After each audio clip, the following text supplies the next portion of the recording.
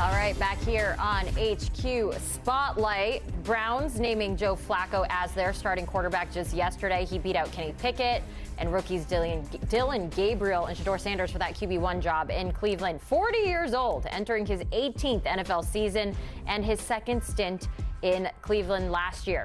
He started 6 games for the Colts, throwing 12 touchdowns and 7 interceptions. Flacco spoke to the media just moments ago. He's feeling good. Take a listen. I feel as good as I ever have. You get tricked a little bit when you're in a locker room with all these guys. You just kind of assume you're in your 20s, and you keep telling yourself that. But I really do feel great. My arm feels just as good as ever. My legs feel really good right now to do the things that I'm going to have to do. So, I feel ready to go. John Breech, Bryant McFadden joining us now, fellas, taking a look at this Cleveland Browns team. And we're going to start, John, with you. Right move, bad move. The Browns officially naming Joe Flacco QB1, 40 years old. Was this the right decision? Jenny, I'm going to say this was the right decision, but first, has Joe Flacco not aged in 12 years? Nope. I need to know what he's doing.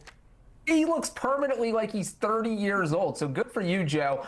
But when it comes to this QB competition, I do think that Kevin Stefanski made the right decision. I don't really think it was a tough decision for him, because if you look around what happened at training camp, the other 3 guys in this battle were all banged up. Kenny Pickett, who maybe could have given Joe Flacco a run for his money, dealing with a hamstring injury for most of training camp. We saw Shedeur Sanders in that first preseason game.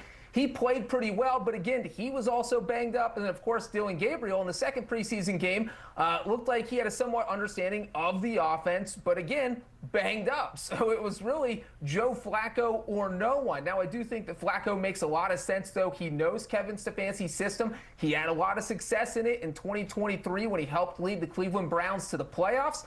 So I think that Joe Flacco, he's the guy you want out there in week 1, because he gives you your best chance to win that opener against the Cincinnati Bengals. And for a veteran coach like Kevin Stefanski, I think that is what it comes down to. Who gives you your best chance to win a week 1? And that feels like Joe Flacco. Yeah, I agree. Echoing everything you gave us, John, dead on. This was the right move. No other player on the roster did anything to unseat Joe Flacco as the starting quarterback. He has the most experience. Clearly, Kevin Stefanski really understands and knows that Joe Flacco can really orchestrate the offense at its best. Now, will he remain the starting quarterback throughout the entire season? We have to wait and see. But in terms of naming your week 1 starting quarterback, Joe Flacco was the guy. And this was kind of, I felt like this was the direction when Joe Flacco was a part of this team in the offseason when they brought all the other guys in. Joe Flacco was named the #1 guy at that time, and it was about what the other players could do to potentially make this thing very, very sticky in terms of a quarterback competition. But to your point, John, because of the injuries, that played a major part in this being an easy decision for Kevin Stefanski and naming Joe Flacco QB1. Okay, so you guys mentioned the other QBs, the fact that they're all a little bit banged up, but I want to ask about them. I mean, so Kenny Pickett, you got 2 rookies, Dillon Gabriel, Shedeur Sanders. We saw how that all played out. Deshaun Watson still injured as well. What happens with this QB room? I mean, do we keep all of these quarterbacks? Did they make a move? Breech, what do you think? Normally, I would say no way. Do not keep 4 quarterbacks on your active 53-man roster. That's 8% of the roster eaten up by one position. But in this specific situation, I don't think it's that crazy. I actually do think it makes some sense here, because you look at Joe Flacco's track record, he's 40 years old. He hasn't started more than 10 games in a season since, I think, 2016. So it has been a while. He gives you 5 or 6 good games. And you look what the Browns have done over the past few seasons. They've been forced to start multiple quarterbacks. So I think that the Browns are fascinated by Kenny Pickett. That's why they made a trade for him earlier in the offseason. So I'm sure Stefanski would love to see what he can do at some point. And then, of course, if the season goes sideways, you're thinking, well, let's get the rookies on the field at some point, and that's where Dillon Gabriel and Shedeur Sanders come in. Maybe they see a couple starts in November and December. So I think at least for now, it does make some sense to hold on to all 4 quarterbacks. But normally, I would never say that. And also, if someone calls up the Browns and offers a first-round pick for Kenny Pickett, trade him away. So if you get a crazy offer, take it. But for now, sticking with the 4 quarterbacks makes sense. Oh. A first rounder for Kenny Pickett. That was definitely hilarious. For me, I'm not keeping 4 quarterbacks. I'm not keeping 4 quarterbacks, not at all. Joe Flacco is the guy. I think ideally I would try to move Kenny Pickett to see what other organization could use a veteran presence in a backup-like role. Maybe the Dallas Cowboys, maybe, who knows. But I'm not keeping 4 quarterbacks, and here's why. You drafted 2 quarterbacks. You drafted one in the 3rd round in Dillon Gabriel, Shedeur in the 5th round.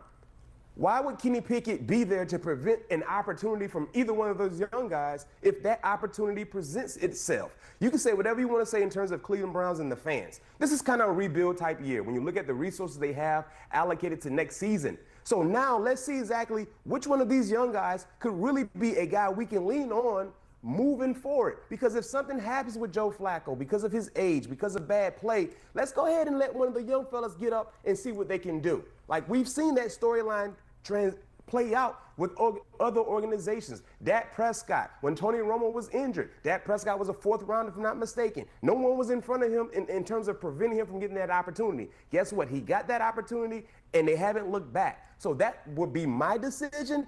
Kenny Pickett, you've been injured, unfortunately, the entire preseason, training camp. We don't know what your status is going to be. These other young players have really shown flashes here or there that they can be a pretty good player in our organization. Let's ride and give them the keys. If something was to happen to QB1 throughout the course of the year, I would move Kenny Pickett, try to move him, try to trade him. If not, release him. Okay, so we're talking about this as if, Flacco has a great season, but there has been some mention, like, what if things don't go well, right? I mean, we don't know what to expect with Joe Flacco at 40 years old on this team. So, BMAC, if he doesn't perform up to expectation, taking a look at the schedule now, like, when does he get benched? How long is his leash? If this was to happen in terms of benching or making a change at the position, Jenny, I look at the bye week, which is week 9. You have 8 games leading up to the bye week. If they're in that 8-game stretch, John, Jenny, let's say hypothetically speaking, they're 2-6. They're 2-6, 1-7. You got to shake something up, right? What better time to do it than coming off a bye week where your young player, whoever the new quarterback is, he get an opportunity to work with the guys in the bye week and then get ready for the next game, which is week 10 at the New York Jets. And I think that would be the best case scenario if that bad hypothetical became a reality. Like I said, in the first 8 games, you saw the graphic there with their 8-game schedule. If they got off to a horrendous start, you're 1-7, 2-6 in that 8-game stretch. You got to make some changes. That could potentially be that time where we could see some shakeup going on at the quarterback position.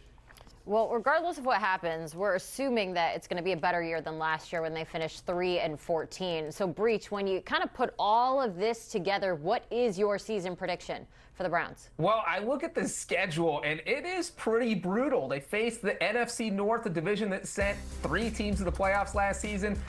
They face the AFC East, and then you look at those opening 6 games. They have to play 6 straight games against teams that all finished above 500 last season. That is brutal. It is going to be tough to win a game in there. Now, after that, the schedule gets a little bit more manageable.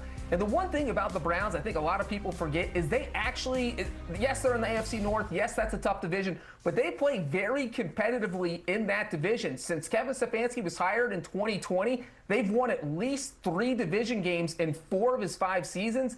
Last year, when they went 3-14, 2 of those 3 wins were against AFC North teams. So they play very well against their divisional opponents. I think they'll get 2 or 3 divisional wins. And so if they can win, say, 3 more games outside the division, there's a path to 6 or 7 wins. So I'm going to go with Cleveland going 6-11, Jenny.